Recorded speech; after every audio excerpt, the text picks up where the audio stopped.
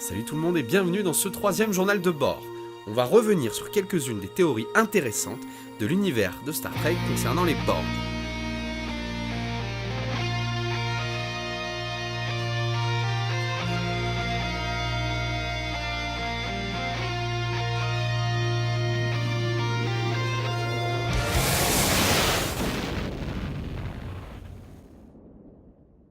La reine Borg et les dieux Borg. On sait que la structure Borg répond rapidement à la forme suivante. Il y a le collectif et la reine Borg. Le collectif a sa conscience propre et unique, alimentée par la conscience de la reine Borg. Cette dernière est automatiquement remplacée par une copie d'elle-même. Elle semblerait être la seule à être totalement mécanique au sein du collectif. Néanmoins, la reine semble être aussi le seul Borg à avoir sa propre conscience au sein du collectif. Les Borg puisent dans ce qu'elle veut bien leur donner, et elle est le réceptacle de toutes leurs expériences. Elle prend plaisir à avoir des discussions, à jouer avec ses proies, ou encore elle peut éprouver une certaine colère et frustration, là où son collectif n'est que pure logique. Concernant le collectif, on peut se demander s'il n'y a pas soit plusieurs copies de la reine, soit plusieurs reines, car il ne faut pas oublier que la galaxie est très vaste et que les Borg ont des conquêtes dans les 4 quadrants, et tous ne sont pas reliés par un système transwarp. Du coup, centraliser l'information n'est pas toujours possible, même via le subespace. La reine, que nous rencontrons dans Star Trek First Contact, semble être la même que celle qui tourmente Seven of Nine ou Janeway. Elle leur indique à un moment qu'elle n'est pas issue du collectif, mais qu'elle a été elle-même assimilée étant petite. Avec cette information, on peut penser que les Borg sélectionnent des individus de qualité pour devenir leur nouveau leader, que ce soit une reine ou un roi. Si jamais un drone semble plus prometteur dans ses capacités ou dans son individualisme, il se peut qu'il prenne la tête des opérations via la ruche. Cette volonté qu'a la reine à encourager l'individualisme, tel que Locutus, censé être un émissaire, ou encore la fascination qu'elle éprouve pour Seven of Nine, indique certainement que les reines cherchent d'autres reines, ou des alter-ego capables de les remplacer dans un avenir proche. On parlait de Picard tout à l'heure, alias Locutus, qui était censé être un émissaire, voire une passerelle entre le quadrant alpha et le delta. On peut envisager qu'il était peut-être destiné à être une sorte de roi bis, de reine alternative pour gérer à lui tout seul le quadrant alpha. Bon, au cours du roman The Return de William Shatner, encore une fois, il est révélé que Locutus n'était pas aussi unique. Selon le roman, les Borg assimilent généralement un individu spécifique d'une nouvelle espèce pour agir comme porte-parole pour convaincre des mérites de l'assimilation, ce qui rend le processus d'assimilation d'une espèce plus facile et moins gaspilleur en termes de ressources. L'attrait que la reine Borg a pour Seven of Nine joue avec cette théorie. Il semble qu'elle a besoin de former une rivale ou du moins une remplaçante pour renouveler une partie du collectif. Et on peut même imaginer qu'elle avait laissé Seven of Nine partir pour s'enrichir au contact des humains qui sont un ennemi imbattable. Pour finir, il semble que les Borg aient des dieux dans leur hiérarchie. Non pas des dieux inspirateurs ou des dieux créationnistes, mais des dieux qui sont un but en soi. Des éléments comme la particule oméga semblent pouvoir dérouter les Borg de leur philosophie primordiale, tant la spécificité de la molécule les fascine. Seven of Nine fera référence à la divinité que peut représenter la molécule oméga, tant elle est la perfection qu'elle désire atteindre. Q et les Borg. S'il y a bien un point commun entre les Borg et les humains, c'est Q. En effet, par pseudo-arrogance du capitaine Picard, c'est lui qui provoque le premier conflit entre les Borg et la Fédération. Pour finir sur cette interaction, on sait aussi que Q considère les Borg comme la menace la plus sérieuse de la galaxie, et gronde son fils dans cet extrait. If the Continuums told you once, they've told you 1,000 times. Don't provoke the Borg! On peut aussi supposer que Q a peur des Borg pour la simple et bonne raison que les Borg ont assimilé Picard qui connaît l'existence du continuum Q. Tout comme ils ont pu rentrer dans l'espace fluidique, ils peuvent donc tenter d'envahir cet espace, surtout si les théories avec Vidger se confirment et que les Borg peuvent assimiler également par émission d'énergie. J'aime aussi croire que les Q sont peut-être responsables des Borg. L'un d'entre eux, dans sa recherche contre la non-stagnation qui touche le continuum Q, a pu vouloir influencer une espèce à atteindre un nouvel état de conscience. Les Borg pourraient être cette espèce, ou une expérience du continuum Q qui a mal tourné. Dans les autres origin stories, on peut remarquer le roman Lost Soul de David Mack, où en fait, les Borg seraient le résultat d'une combinaison de plusieurs espèces, y compris humaines, et qu'ils auraient fait un bond dans le temps, les renvoyant en 4500 avant Jésus-Christ. Dans le manga Star Trek The Manga, oui, le titre est nul, je vous l'accorde, les Borg sont le résultat d'une expérience de nanotechnologie médicale ayant mal tourné, avec la fille du chercheur principal sur le projet devenant la reine Borg. Un scénario similaire donne l'origine des réplicateurs dans Stargate, mais je crois que je ferai une vidéo de l'espèce Borg et de ses homologues dans les autres séries un peu plus tard.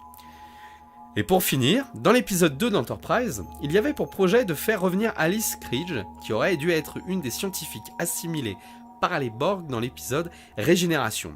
Elle aurait pu donc revenir dans une éventuelle saison 5 en première reine des Borg potentiels, et pourquoi pas remodeler le collectif primitif qui était alors en pleine expansion. Vidger et les Borg, origine. Lorsque la sonde Vidger revient sur Terre sous forme de méga-entité à la recherche de son créateur, afin d'atteindre un nouveau plan d'existence, on ne peut pas s'empêcher de faire le lien entre la sonde, son histoire et celle des Borg. La sonde Voyager aurait rencontré une planète peuplée de machines qui l'aurait modifiée et ainsi créé l'entité Vidger. Le lien entre les Borg et la planète machine est vite fait. On pourrait penser que la sonde a été modifiée par le collectif, ou par une branche du collectif totalement non-organique, ou pire encore que la sonde serait peut-être à la base de la civilisation Borg, vu qu'ils ont le même but, à savoir passer d'une étape à l'autre de l'évolution en assimilant un maximum d'informations. Il n'en est rien. Le seul lien, à peu près officiel qu'on peut supposer, nous vient du Shatnerverse, donc les romans écrits par William Shatner, qui nous indique que, dans le roman The Return, la sonde spatiale fut lancée par la Terre à la fin du XXe siècle. Les scientifiques perdirent le contact quelques années après qu'elle eut franchi la frontière du système solaire. Des rapports ultérieurs indiquent que la sonde aurait été prise dans ce qui semblerait être un trou noir, mais cela aurait pu être un tunnel transdistorsionnel. Près de 3 siècles plus tard, la sonde revient vers la Terre. Durant son voyage, la sonde aurait rencontré quelque chose qui l'aurait améliorée. Vidger aurait été reconfiguré par les Borg, ou par une branche du collectif qui pratiquerait l'assimilation par conversion directe d'énergie. On sait aussi qu'à cette époque, entre les années 1800 et 2100, les Borg commencent tout doucement leur expansion de leur propre quadrant après la disparition des Vadvor. Les Borg ont repris les conduits subspatiaux ou transdistorsionnels, mais la théorie s'arrête là, car on peut se demander pourquoi alors Vidger ne s'est pas comporté comme tous les autres Borg, en assimilant des connaissances et détruisant les peuples rencontrés. Et surtout, pourquoi est-ce que Vidger n'a pas tout renvoyé au collectif ? Micro-théorie. On sait que, dans Enterprise, les Borg tentent d'envoyer un message au collectif. On peut supposer aussi que Vidger, errant dans la galaxie, ait reçu ce message à la place des Borg, et serait allé à la rencontre des Borg, ou un autre hasard, c'est-à-dire que les Borg auraient reçu le message des Borg du futur mais revenus dans le passé, c'est un peu compliqué, et auraient tenté de trouver des informations sur la Terre, et seraient tombés par exemple sur la sonde. Mais c'est vraiment des micro-théories. Le jeu Star Trek Legacy lui suggère que les Borg sont issus de Vidger. Il aura été retrouvé par une série de machines vivantes et finalement la rencontre entre les deux entités, c'est-à-dire Vidger et ce peuple de machines, aurait mis en place les premiers drones et que la reine aurait émergé des premiers peuples assimilés. Vu la chronologie de la vidéo sur l'histoire des Borg, cette théorie tombe vite à l'eau, car on a des traces des Borg dès l'an 1000 de notre calendrier. Et la sonde Voyager a été envoyée dans les années 1970, donc ça colle pas. Donc, bon après, on peut toujours imaginer une faille spatio-temporelle comme Star Trek sait bien le faire, mais du coup, ça ne colle pas. Ça voudrait dire aussi, dans cette théorie, que... Alors, soit ils ont rencontré la sonde Voyager avant qu'elle fusionne avec les deux êtres humains, là, à la fin du film, soit ça veut dire qu'ils l'ont rencontré après, mais du coup, chronologiquement, ça ne tient pas. Alors, ce que je vous disais tout à l'heure, on peut aussi supposer que la sonde Vidger retrouve son chemin si elle a été modifiée par les Borg, grâce notamment au signal lancé par les Borg venus du 24e siècle. Une dernière thèse, allez, hors série, qui peut encore donner un lien entre Vidger et les Borg. Cette thèse se trouve dans le roman The Return, encore de William Shatner. Donc, dans ce roman, les Borg ont créé un speaker romulien connu sous le nom de Vox, qui a ensuite proposé une alliance Borg-Romulien comme un moyen de conquérir efficacement la Fédération et l'Empire Romulien. Le tout a pour but secret d'assimiler finalement les Romuliens. Les Borg ont également assimilé Spock, ce qui l'a transformé en émissaire pour les Vulcains. Mais en raison de l'esprit passé de Spock, mélangé avec Vidger, les Borg ont eu donc une sorte de rejet parce que dans le collectif, il semblerait que Spock ait déjà été assimilé, ce qui prouverait une bonne fois pour toutes qu'il y a ce petit lien entre les Borg et Vidger. Mais c'est pas dit. Et tout ça c'est un peu confus. Voilà, on ferme la parenthèse Vidger. Allez, pour finir, voici quelques faits intéressants sur les Borg. A la base, les Borg devaient ressembler aux larves insectoïdes de l'épisode final de la saison 1 de TNG. Néanmoins, pour des raisons de budget, l'idée n'a pas été poursuivie. On retrouvera d'ailleurs l'idée de la race insectoïde avec les Xindi dans Enterprise.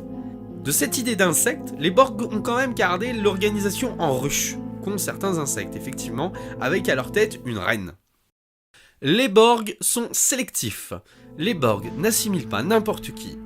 Découvrir une espèce ne veut pas forcément dire l'assimiler. Par exemple, les Ferengi sont l'espèce 216. Ils ont donc été rencontrés plus tôt dans l'expansion des Borg que l'ont été les humains. Mais il semble que les Ferengi soient passés à côté de l'assimilation, comme les Kazon, qui sont décrits comme non remarquables. Ils ont reçu un nombre d'espèces, 3 de 9, mais ils ont été déterminés indignes d'assimilation car ils nuiraient à la perfection. On remercie les Ferengi pour les Borg.